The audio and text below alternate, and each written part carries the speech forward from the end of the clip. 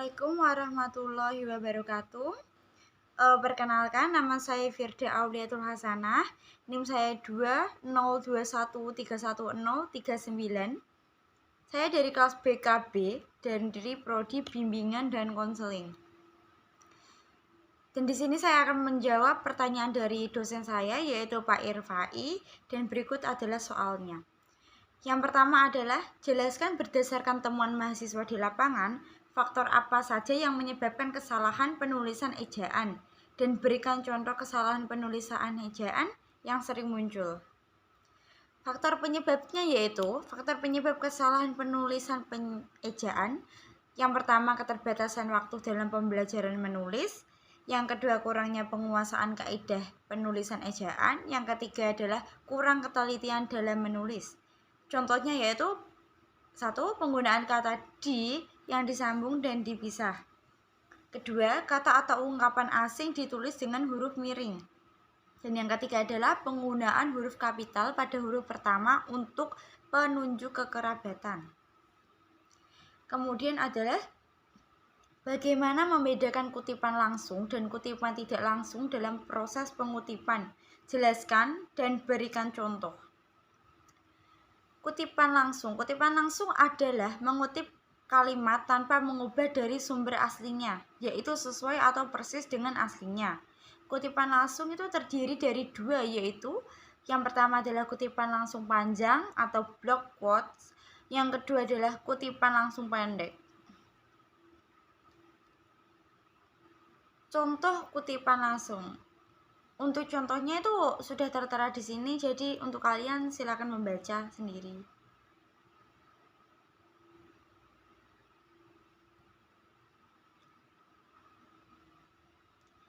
Kemudian ada kutipan tidak langsung. Kutipan tidak langsung itu adalah suatu kutipan dengan mengutip kalimat kembali dengan cara mengubah atau peringkat kalimat dari sumber aslinya, tetapi tidak menghilangkan makna murni dari sumbernya. Contohnya adalah seperti yang sudah tertera di sini, yaitu tombol navigasi adalah sebuah tombol yang digunakan oleh sebuah blog.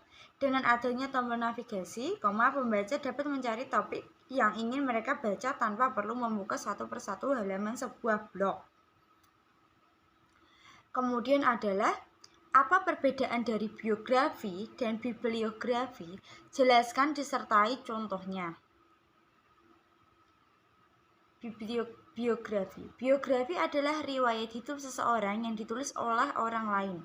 Karena biografi itu disusun oleh orang lain, dalam menulis biografi, biasanya penulis biografi mengandalkan berbagai sudut pandang terkait tokoh serta bermacam-macam dokumen pendukung. Untuk contohnya sudah tertera di sini.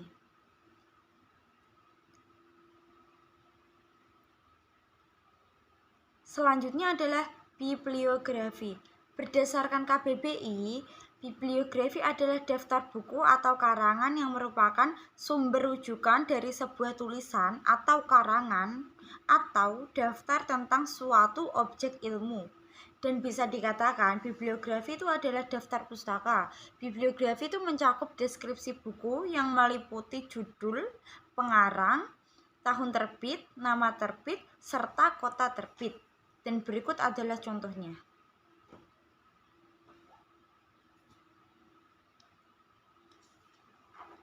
Selanjutnya yaitu apa perbedaan makna antara kata pukul dan jam. Dilihat dari penggunaan untuk menunjukkan kata pergantian waktu. Jelaskan disertai dengan contoh. Nah, perbedaan jam dan pukul. Kata jam menunjukkan masa atau jangka waktu yang sering juga kita sebut sebagai durasi titik.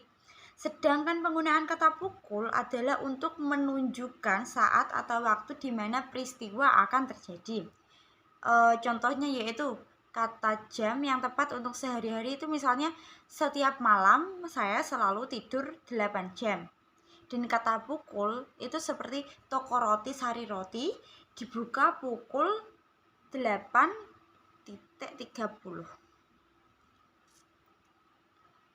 Kemudian yaitu bahasa berdasarkan hakikatnya merupakan sistem bunyi bermakna. Jelaskan pernyataan tersebut dan apa kaitannya antara sistem bunyi bermakna dengan penggunaan bahasa. Kaitannya antara sistem bunyi bermakna dengan penggunaan bahasa. Bahasa itu dinyatakan sebagai sistem lambang bunyi, yakni bahasa itu merupakan susunan kumpulan dari lambang-lambang bunyi seperti A, B, C, D, E, F, G, dan seterusnya. Dinyatakan sebagai sistem karena lambang-lambang bunyi harus disusun berdasarkan pola kebiasaan yang telah disepakati oleh masyarakat pemakai bahasa, sehingga lambang-lambang bunyi tersebut memiliki makna. Kemudian adalah mengapa sering terjadi kesalahan penulisan tanda koma. Dan jelaskan disertai 5 contoh kesalahan dan pembenarannya. Nah, banyak disalahgunakan pada kondisi itu berikut ini. 1. Pemisah unsur rincian dalam kalimat. Pada rincian terakhir, yang biasanya diikuti kata hubung koma sebelumnya telah diberi tanda koma. Dan yang kedua adalah pemisah antara anak kalimat yang mendahului induk kalimat. Hal ini tidak berlaku bila induk kalimat yang mendahului anak kalimat. Contoh, Bu Surti menjual baju, koma, sarung, koma, rok, koma, dan celana titik. Dan yang benar adalah Bu Surti menjual baju, koma, sarung, koma, rok, dan celana. Jadi roknya itu sehabis rok itu nggak ada tanda koma seperti itu. Dan untuk contoh lainnya bisa sudah saya terterakan di sini. Jadi silakan untuk membaca sendiri. Apa perbedaan dari makna tanda titik 2 dengan tanda titik koma? Jelaskan disertai 2 contoh penggunaan tanda tersebut yang benar.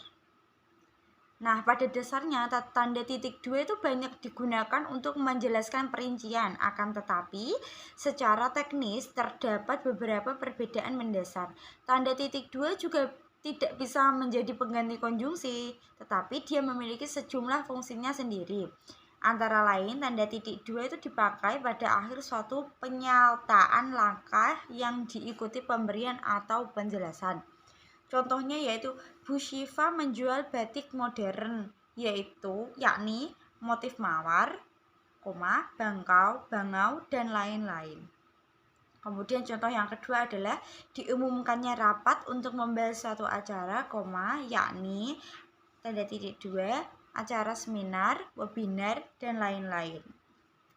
Kemudian adalah jelaskan mengapa sering terjadi kesalahan penulisan huruf miring dan berikan contoh kesalahan tersebut disertai pembenarannya.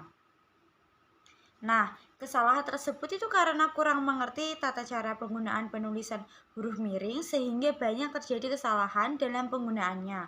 Huruf miring itu dipakai untuk menunjukkan istilah atau kata yang berasal dari bahasa asing.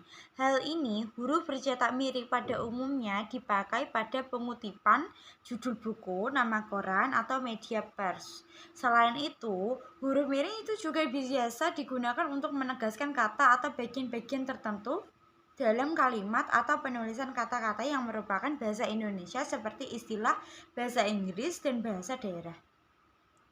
Nah, untuk contohnya itu sudah saya terterakan di sini, oke?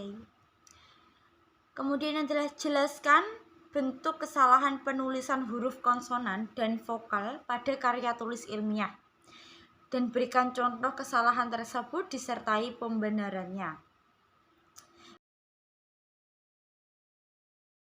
Kesalahan penulisan huruf konsonan dan vokal biasanya dipengaruhi oleh kata baku dan tidak baku, adanya penggunaan kata, serta adanya penambahan kata. Contoh kesalahan penulisan huruf vokal yaitu moro seneng, di sana jadi marah seneng. Dan berikut adalah contohnya. Dan contoh kesalahan huruf konsonan yaitu zaman menjadi zaman. Seharusnya ya emang zaman gitu. Nah, sekian dari tugas saya dan saya akhiri. Terima kasih. Wassalamualaikum warahmatullahi wabarakatuh. Jangan lupa jaga kesehatan.